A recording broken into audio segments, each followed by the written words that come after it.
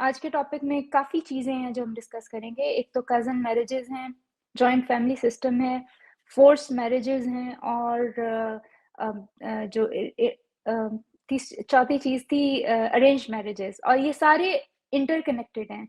और one by one मैं सबसे पहले शुरू करूँगी कज़न मैरिजेज़ से। दुनिया में तकरीबन 10% जो मैरिजेज़ हैं वो कज़न मैरिजेज़ होती हैं और कुछ कल्चर्स हैं जिनमें इनको लोगों में ये कज़न मैरिजेज़ होती हैं और उसको बुरा नहीं समझा जाता, जिसमें ऑस्ट्रेलियन हैं, कुछ इंडिजिनस कल्चर्स जो थे नॉर्थ अमेरिका के, कुछ साउथ अमेरिका के इलाके हैं, उसके अलावा पॉलिनेशियन कंट्रीज़ हैं और अरब ममालिक में, मुसलमान ममालिक में कज़न मैरिजेज़ को बुरा नहीं समझा जाता, बल्कि कल्चरली एक ना सिर्फ़ ये कि कल्चर में है, बल्कि रिलिजन में, इस्लाम में भी कज़न मैरिजेज़ को बुरा नहीं समझा गया या मना नहीं किया गया।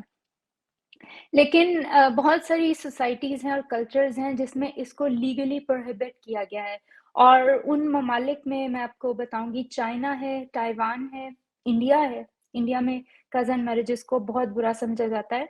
कज़न मैरिज के 3 और वर्ड्स हैं जिनको इस्तेमाल किया जाता है। एक तो इनब्रीडिंग है, दूसरी कंसैंग्विटी है और तीसरी इंसेस्ट है और इंडियन कल्चर में इसको इंसेस्टियस बोला जाता है, यानी कि बहन-भाइयों ने आपस में शादी की है। इन कल्चर्स में ये समझा जाता है कि कज़िन्स जो हैं, जो फर्स्ट ब्लड रिलेटिव्स हैं, वो आपके बहन-भाइयों की तरह हैं और इसमें शादी करना ऐसे ही है जैसे आपने अपनी बहन से शादी कर ली है।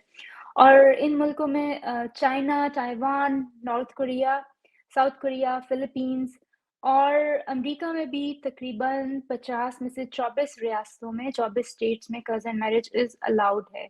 और वो आप गूगल कर सकते हैं कौन-कौन सी स्टेट्स हैं, लेकिन मेरे लिए जो सबसे ज़्यादा हैरत वाली बात थी, वो ये थी कि कैलिफ़ोर्निया और जो न्यूयॉर्क, न्यू जर्सी है, उसमें भी कज़न मैरिजेज़ को अ, अलाउ किया गया है और मेरे लिए इसलिए ये हैरत वाली बात है क्योंकि ये ब्लू स्टेट्स हैं।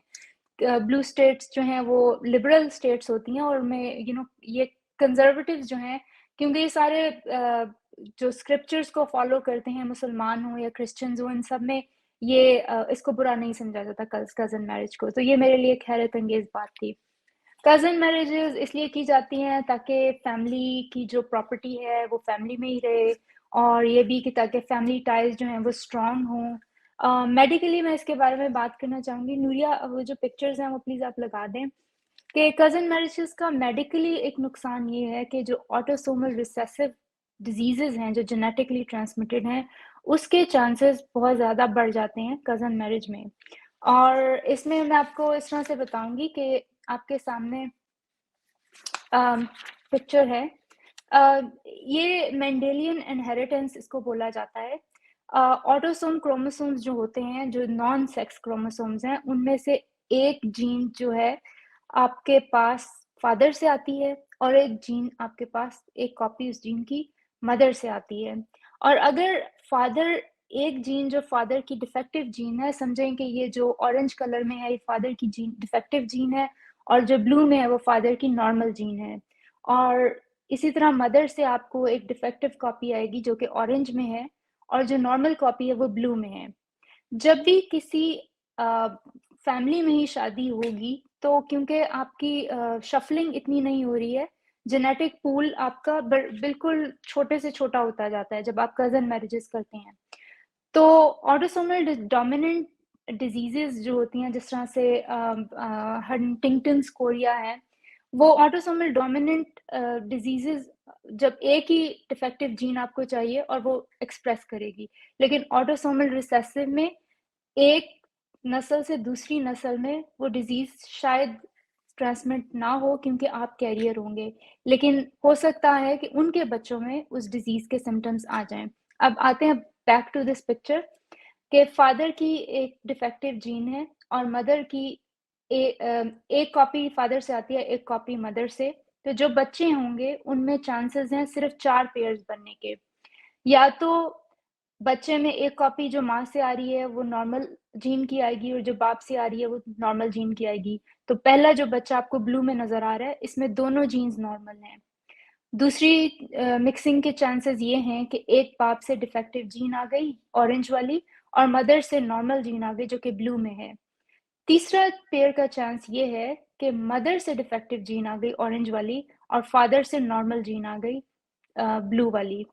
और चौथा हो सकता है कि दोनों ही मदर और फादर से डिफेक्टिव जीन्स आ जाएं। तो उसमें ये होता है कि जो पहला जो ब्लू वाला है उसमें दोनों जीन्स क्योंकि नॉर्मल हैं तो ये बच्चा बिल्कुल नॉर्मल होगा और इसके ये अपने बच्चों में भी नॉर्मल जीन्स ही ट्रांसफर करेगा। ये जो बाकी जो दो बच्चे मिडिल में हैं इसमें दोनों के ये क्योंकि ऑटोसोमल रिसेसिव जो डिजीजेस हैं वो उस वक्त अपनी क्वालिटीज को उस इस नस्ल में शो नहीं करेंगी, लेकिन ये कैरियर्स कहलाएंगे इस डिफेक्टिव जीन के। ये अपने से अगली नस्ल को यही डिफेक्टिव जीन पास ऑन कर सकते हैं।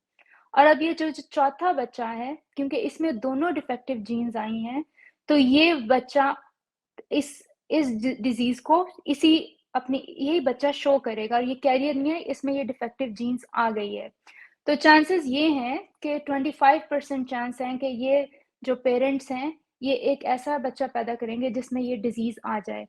50% चांस ये है कि जो जो बीच वाले बच्चे हैं कैरियर बच्चे पैदा करें जो कि अपने से अगली नस्ल को ये डिफेक्टिव जीन ट्रांसफर करें।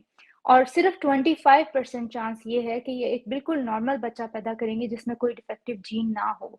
लेकिन अगर ये पेरेंट्स इन दोनों पेरेंट्स में से एक पेरेंट्स में कोई डिफेक्टिव जीन नहीं है तो उस वो मतलब अगर आपकी खानदान से बाहर शादी हुई है तो चांसेस किसी डिफेक्टिव जीन के बहुत कम हो जाते हैं। हमारे चैनल को लाइक, सब्सक्राइब और शेयर करना मत भूलें। नूर इल्म, उस्मान अयूब और मदीहा टॉक्स इस आप हमारे चैनल को सपोर्ट करेंगे तो हमारी आवाज़ ज़्यादा लोगों तक पहुंचेगी और हो सकता है ज़्यादा से ज़्यादा ख़वातीन हमारे चैनल से कनेक्ट करें और हमें उनकी स्टोरीज पता चले और हम उनको मोटिवेट कर सकें और इंस्पायर कर सकें और हमें हमें सीखने का मौका मिले।